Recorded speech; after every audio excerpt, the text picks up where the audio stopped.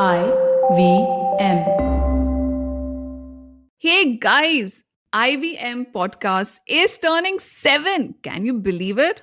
On a personal note, it's been a pretty awesome journey for me with these wonderful folks, and I can't wait to see what the next 7 years bring.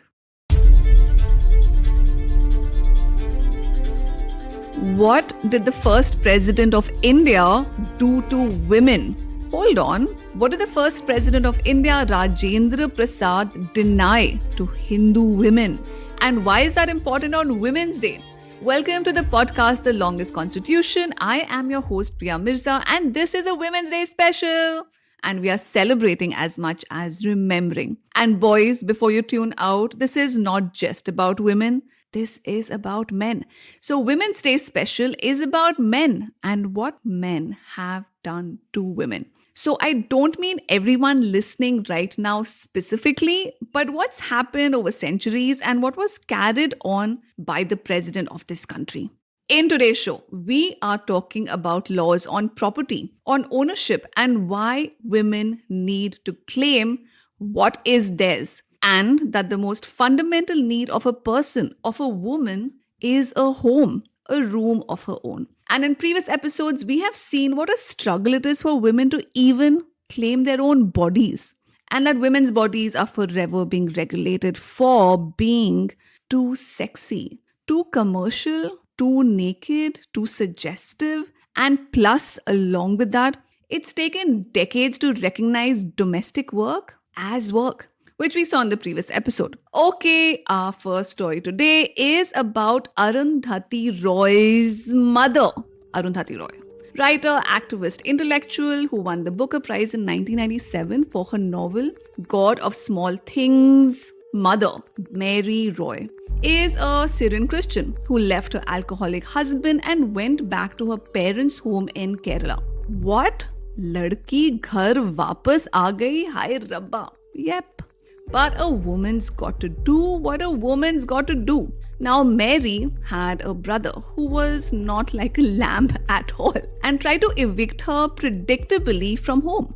And plus, he had law on his side. So, under the Travancore succession law, Syrian Christian women had no right to inherit property. So, a daughter was not entitled to the property of her interstate father, but up to 1/4 of the son's share, or rupees 5,000, whichever is less. So a fraction of the whole for the daughter.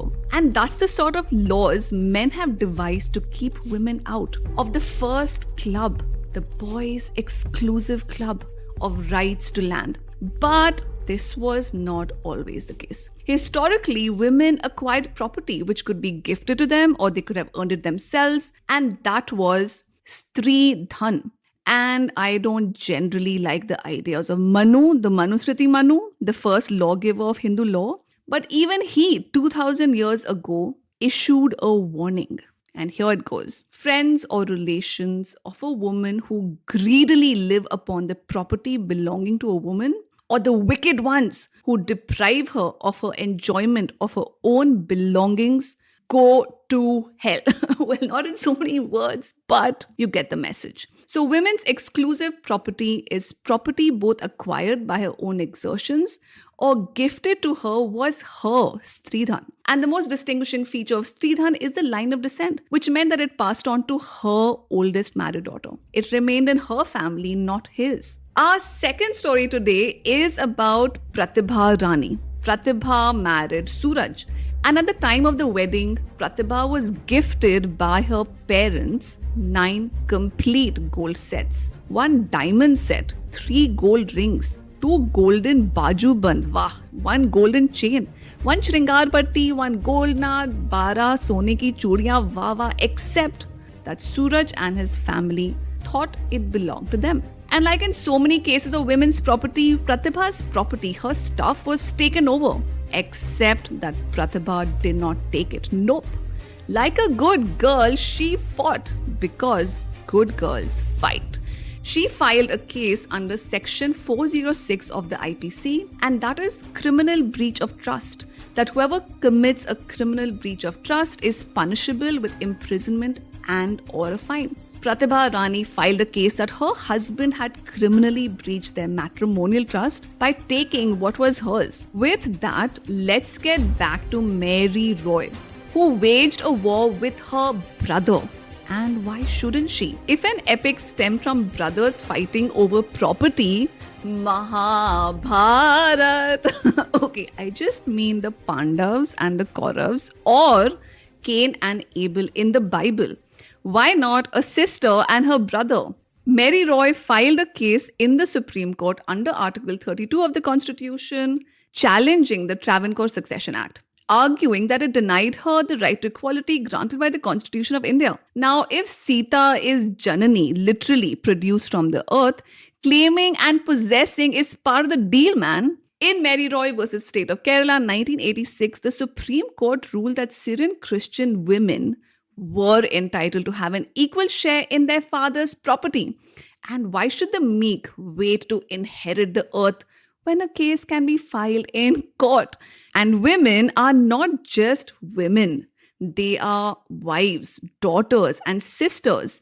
And granting them equality in each sphere is the constitutional mandate. Except that when it comes to actually giving women those rights, men get cold feet. It's so much easier to shout slogans about equality and freedom than actually grant it. And with that, we go to the Hindus. The Hindus and Rajendra Prasad. Even though men like Rajendra Prasad were part of the Constituent Assembly, which drafted the constitution, which gave women equal political rights, when it came to giving women equal property rights, no chance. In the first democratically elected parliament of independent India, when the Hindu succession bill was being debated, which gave Hindu daughters equal property rights, there was a huge angry debate. What? Daughters equal to sons? Now, this was about the legal concept of co-parceners, which grant sons by sheer birth a right over their father's property. And when the proposal was made to abolish this, Rajendra Prasad refused to sign a law which would give a daughter equal rights. And because there was such resistance, eventually when the Hindu Succession Act 1956 was passed, daughters were not considered equal to sons. The fear of independent women was so strong that an entire parliament legislated inequality. Yuck. Meanwhile, what happened to Pratibha? In Pratibha Rani versus Suraj Kumar 1985, the Supreme Court noted the position of Stridhan of a Hindu married woman's property is absolutely clear and unambiguous. She is the absolute owner of such property and can deal with it in any manner she likes. And women's right over their Stridhan was reaffirmed. But our last story today is a bit of a reality check. It's about Narayani Devi, who married Deen Dayal Sharma in the year 1955. Now, Deen Dayal died a few months after they were married, and Narayani was thrown out of her home. She moved in with her parents, took up his job as a teacher, and taught for many years. Except that when she died, she had rupees 20 lakhs in her Provident Fund account and several bank accounts. And who turns up to claim it? Now, going by what we know of Stridhan, this was her hard-earned money. But her dead husband, sisters, children, the family which threw her out, now turned up in court to claim it. And the court had to consider who had a greater claim on her money. In Om Prakash versus Radhacharan 2009, the Supreme Court of India granted the husband's family Narayani's wealth. Not the family which gave her a home, but those who disowned her. A blatantly sexist judgment which followed the letter of the Hindu succession law and not its spirit. What? Sad but true. And that's the real takeaway of this episode. That this is the real Mahabharat. The everyday disputes, negotiations, fights are the small things which have no God. It's just us.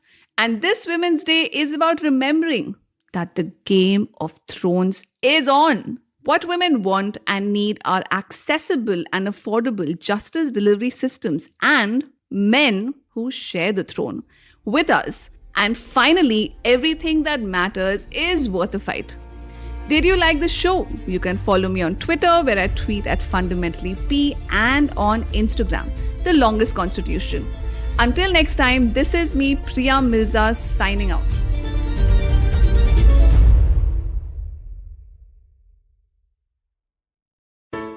Hey everybody, it's been another great week on the IVM Podcast Network. Our storytellers and storytellers Vineet meets legendary singer Usha Uthup and writer Shrishti Jha, who worked on the singer's authorized biography, The Queen of Indian Pop. What happens when a Mauryan spy meets the chief soldier of the Kadamba Nadu on a dark night? Kavita Jiva tells us on the Venvel Zenni Tamil podcast. On Audio Gyan, Kedar talks to Mohar Roy, co-founder of CoDesign, about building branding systems. On Press Decode, Sarah Vakta and Prafulla touch upon the heartbreaking topic of Russia's invasion of Ukraine. And on IVM Likes, Zalak asks Jalasmi and Antariksh about their thoughts on the movie Gangubai Kathiawadi. So, on a personal note, I wanted to let you all know that this week marks the 7th anniversary since I started IVM. I'm eternally grateful to the team we have here, especially Kavita Rajwade and Tejas Sringarpure, who have been here since the beginning. They've seen the struggles, our eventual acquisition by Pratilipi, and our continued struggles to make podcasting a large and thriving part of the media industry. We have the best hosts in the world, and I have to say that I'm so glad and so grateful that they have chosen to work with us. And finally, I'd like to say thank you to you, the millions of folks who have heard or watched our content. All I can say is, you ain't seen nothing yet. I hope you join us as we continue this journey. In the meanwhile, do follow us on social media. We're IVM Podcasts on Twitter, Facebook, Instagram, and LinkedIn. And remember, if you're enjoying this show or any of our other shows for that matter, please do tell a friend. Also, don't forget to rate us on any platform you're listening to. You can also check us out on YouTube. To get a list of all of our channels, you can go to ivmpodcast.com/YouTube, where you can go to all the channels. And finally, we'd like to thank our sponsors this week, SBI Life Insurance, Bank of Baroda, Max Life Insurance, India Water Portal, and HDFC Life Insurance. Thank you so much for making this possible. You're the people pleaser, right? Oh, yes. Or then desperately seeking the one? Oh wait, you're the one who doesn't think they're ever good enough. Oh. So much drama. And for what? Is it doing you any good? Listen to me. I'm Chetna, your favorite positive action coach. Yes, I'm the one who has been dropping all those truth bombs on every episode. Oh no. And it's time you learn to say no to drama. That's also what my podcast is called. And a new episode is out every Monday and Wednesday on the IVM Podcast app, website, as well as all major podcasting platforms.